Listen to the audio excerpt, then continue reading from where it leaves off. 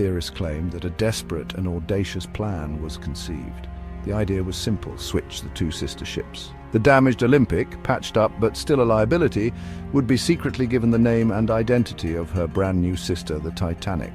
The real, pristine Titanic would quietly assume the Olympic's name and service route.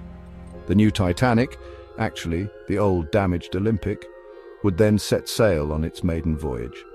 The plan, according to proponents, was not for the ship to complete its journey. It was to be deliberately sunk in a staged accident in the mid-Atlantic, allowing the White Star Line to collect the massive insurance payout on a brand new, undamaged vessel.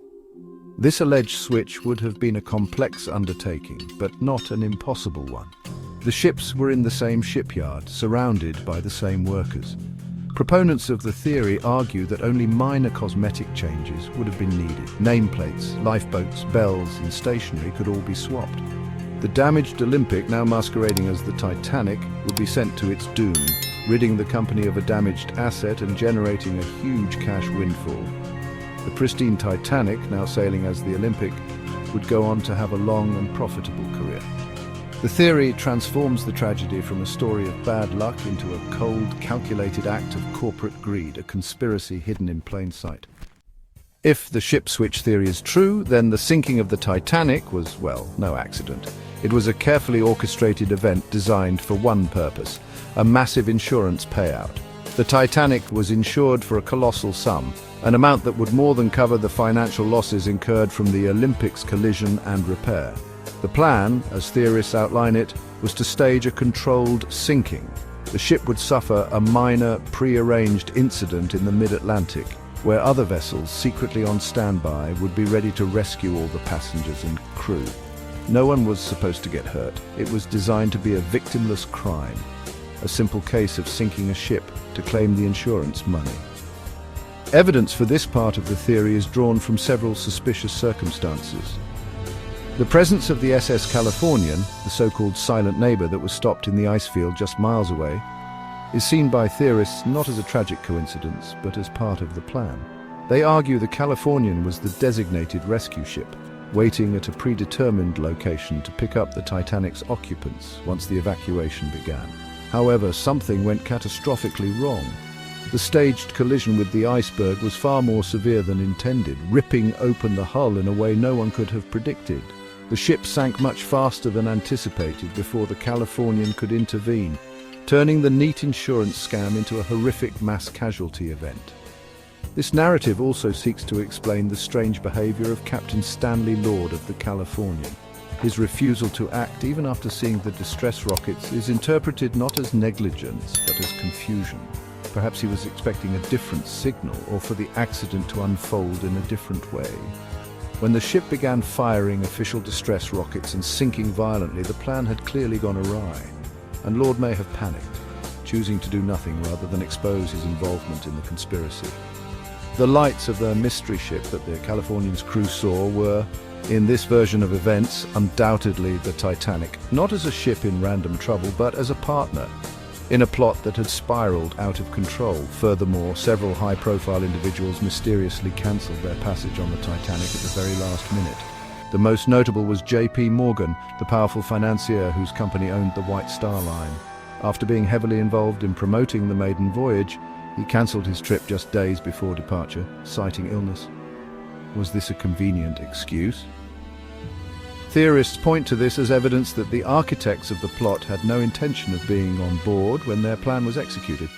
The last-minute cancellations of Morgan and other influential figures are seen as a red flag, suggesting that those in the know made sure they were far away when the unsinkable ship met its pre-arranged fate.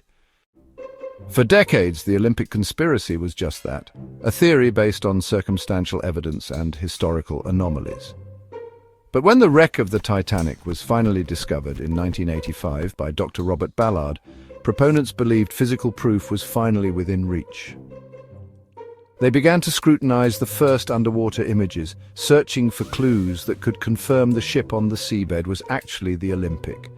They pointed to small but significant details. For example, photographs of the Titanic under construction allegedly show a different arrangement of portholes on the sea deck than those seen on the wreck. The wreck's porthole configuration, they claim, perfectly matches that of the Olympic. Other supposed clues have emerged from analysing photographs and survivor testimonies. Some researchers claim that the name Titanic on the wreck's hull appears to be painted over another name, with some seeing faint outlines of the letters M and P from Olympic beneath the peeling paint. There are also stories from shipyard workers who years later claimed to have knowledge of the switch, their tales passed down through generations. One of the most famous pieces of anecdotal evidence comes from a surviving officer who, when asked on his deathbed about the sinking, allegedly replied that the Titanic never sank but refused to elaborate further, taking the secret to his grave. However, it is the ship's propeller that has become a key point of contention. When the Olympic was damaged in the collision with the HMS Hawke, one of its propellers was replaced. Years later, when the Olympic, allegedly the real Titanic, was scrapped, a propeller stamped with the Titanic's unique serial number 401 was supposedly found. Theorists argue this is irrefutable proof. The propeller made for the Titanic ended up on the ship known as the Olympic, which could only have happened if the ships were swapped before the Titanic's maiden voyage. This single artifact, if the story is true, could unravel the entire official history of the disaster. Despite these intriguing claims, mainstream historians and maritime experts overwhelmingly reject the Olympic conspiracy theory. They argue that the so-called evidence is based on misinterpretations of photographs, unsubstantiated rumors, and a misunderstanding of the ship's construction. The logistical challenge of swapping two 46,000-ton vessels in secret, they contend, would have been insurmountable. They point to countless parts found at the wreck site clearly stamped with the Titanic's construction number 401. Nevertheless, the theory endures, a powerful counter-narrative that continues to captivate those who believe that the truth about the world's most famous shipwreck is far darker and more complex than we have been led to believe. Beyond the theory of an insurance scam, another, even more sinister plot has been proposed to explain the sinking of the Titanic. This theory shifts the motive from corporate greed to the high-stakes world of international finance and politics. At the center of this narrative is the creation of the United States Federal Reserve, a controversial plan to establish a centralized banking system. The idea was fiercely opposed by some of America's most powerful and independent-minded capitalists, who believed it would concentrate too much financial power in the hands of a select few and undermine the nation's economic sovereignty. They saw it as a threat to their fortunes and to the free market principles that had made them wealthy. This financial battle, some argue, was the real reason the Titanic had to sink. Three of the wealthiest and most vocal opponents of the Federal Reserve were booked to travel on the Titanic's maiden voyage. These were men of immense influence. John Jacob Astor IV, a real estate mogul and one of the richest men in the world, Benjamin Guggenheim, heir to a massive mining fortune, and Isidor Straus, the co-owner of the Macy's department store. Together, their collective wealth and public standing presented a formidable obstacle to the powerful bankers and politicians who were pushing for the new central bank. Their opposition was not just a minor inconvenience, it was a serious roadblock to a plan that would reshape the global financial landscape for the next century and beyond. The theory posits that the Titanic was deliberately targeted as a means to eliminate these three influential men in one single, dramatic event. By removing them from the board, the path would be cleared for the establishment of the Federal Reserve. Their deaths would silence the most powerful voices of dissent, making it far easier for the proponents of the bill to push it through Congress without significant opposition. According to this narrative, the sinking was not an accident, nor was it merely for insurance money. It was a calculated political assassination on a grand scale, a ruthless move to consolidate financial power by sacrificing over 1,500 lives. The ship was allegedly turned into a weapon against these financial titans. This version of events casts the tragedy in a chilling new light. The iceberg is no longer the primary villain. Instead, it becomes a convenient tool in a much larger conspiracy. The men who died that night were not just unfortunate victims of a maritime disaster. They were casualties in a hidden war for control of the world's economy. The theory suggests that the forces behind the Federal Reserve were so determined to succeed that they were willing to orchestrate an unprecedented catastrophe to achieve their goals.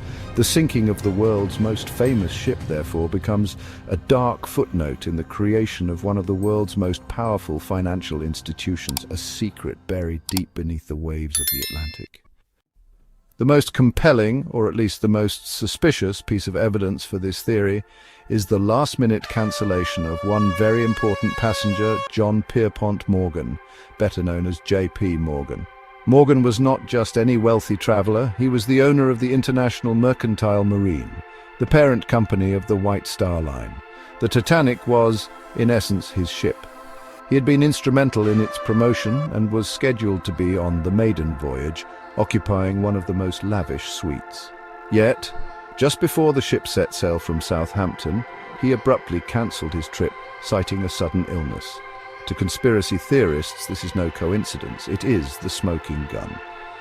Why would the man whose company owned the unsinkable ship back out at the 11th hour? While the official reason was his health, he was reportedly seen in France, seemingly in good condition, and even had his art collection loaded onto the ship for the voyage, only to have it removed before departure. Proponents of the theory argue that Morgan, being a key architect of the Federal Reserve Plan, knew the ship was destined to sink.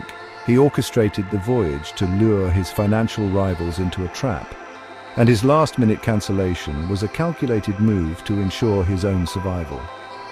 He needed his opponents gone, but he had no intention of going down with the ship himself. The fates of Astor, Guggenheim and Strauss on that fateful night are tragically well documented. All three men perished in the disaster. John Jacob Astor IV saw his young wife to a lifeboat and was last seen smoking a cigar on the deck. Benjamin Guggenheim, after helping women and children, famously changed into his finest evening wear with his valet, stating, "We've dressed up in our best and are prepared to go down like gentlemen." Isidor Strauss refused to take a seat on a lifeboat while younger men were still on board, and his wife Ida refused to leave his side. Their deaths were seen as heroic, but if the theory is true, they were the intended targets of a meticulously planned execution. The timing of subsequent events only adds fuel to the fire. With Astor, Guggenheim and Strauss, the most powerful opponents of the central bank, now gone, the resistance to the Federal Reserve Act weakened considerably. In December 1913, just over a year and a half after the Titanic sank, the act was passed by the United States Congress and signed into law by President Woodrow Wilson. The Federal Reserve was born. For many, this timeline is just, too convenient to be a mere coincidence. It suggests that the sinking of the Titanic was a pivotal event that directly enabled a radical shift in American financial policy, turning a maritime tragedy into a dark and successful political maneuver. In the immediate aftermath of the sinking, two major official inquiries were launched, one by the United States Senate and another by the British Wreck Commissioner. These investigations interviewed dozens of survivors and expert witnesses, creating a massive record of testimony that formed the basis of the official narrative. However, from the very beginning, these proceedings were plagued by inconsistencies, contradictions, and unanswered questions. Key testimonies often conflicted, particularly regarding the ship's speed, the number of ice warnings received, and the actions of the officers on the bridge. The official conclusions, while blaming the excessive speed, ultimately painted the event as a tragic but straightforward accident, neatly sidestepping the more troubling aspects of the crew's conduct and the ship's operation. Critics argue that these inquiries were less about uncovering the whole truth and more about damage control and protecting the reputations of the powerful shipping industry and its government allies. The investigations were rushed, and many crucial witnesses were never called to testify. Furthermore, a significant number of official documents, logs and private telegrams from that period have since vanished or remain suspiciously classified to this day. Why would records from a maritime accident over a century ago still be withheld from public view? For conspiracy theorists, the answer is clear. These missing files contain information that would fundamentally contradict the accepted story, perhaps confirming a deliberate plot, a cover-up, or levels of negligence far greater than were ever admitted to the public. The persistence of these classified documents adds a thick layer of mystery to the entire event. It suggests that there are still secrets being guarded, information deemed too sensitive or damaging to release. What could be in these files? Perhaps they contain the full, unredacted transcripts of ice warnings that were ignored, or internal communications from the White Star Line that reveal a reckless disregard for safety in the pursuit of profit, or a speed record. They might even hold evidence pertaining to the actions of the SS Californian, potentially confirming a more sinister reason for its inaction. The refusal to declassify these records fuels speculation that the official story is incomplete, a carefully curated version of events designed to conceal a darker truth. This veil of secrecy extends beyond government archives. The logs from several key ships in the vicinity that night, including the Californian, have been scrutinized for evidence of alteration or omission. Certain pages are missing, and entries seem strangely vague or contradictory when compared with witness statements. This lack of complete and transparent information creates a vacuum that theories naturally rush to fill. Was this simply poor record-keeping, or was it a coordinated effort to erase any evidence that might point towards a conspiracy or gross incompetence? The missing files and official secrecy ensure that the Titanic story remains an open case, a historical puzzle where the most crucial pieces are deliberately kept out of reach, leaving us to question what powerful interests are still being protected. For over 7 decades, the Titanic itself was the ultimate missing file, its wreckage lying in an unknown location 2.5 miles beneath the surface of the Atlantic. When Dr. Robert Ballard finally discovered the wreck in 1985, it was hoped that the ship itself would provide definitive answers and put the conspiracy theories to rest. Instead, the underwater tomb offered a new set of mysteries and physical evidence that has been interpreted in wildly different ways. The state of the wreck, with the bow and stern sections separated by nearly 1/2 mile of debris, confirmed the ship broke apart. But it also raised new questions about the integrity of its construction and the materials used. One of the most provocative findings from modern analysis of the wreck site relates to the ship's steel and rivets. Metallurgical studies on pieces of the hull brought up from the depths have suggested that the steel used in the Titanic's construction was more brittle in the freezing water than modern steel would be.